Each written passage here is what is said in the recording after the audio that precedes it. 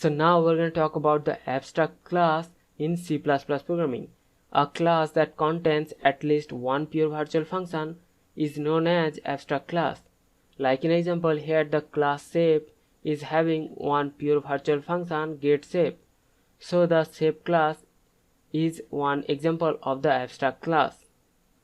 And the abstract class can have constructor, pointer, and also can have the references.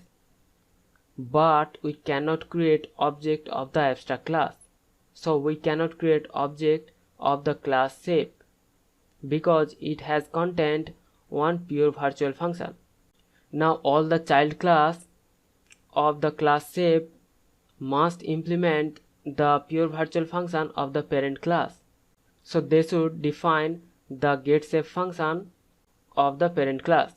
If the child class does not implement the pure virtual function, then that class also becomes abstract class. So if the child class does not implement the pure virtual function, then the child class also becomes one abstract class, so we cannot create object of that child class too.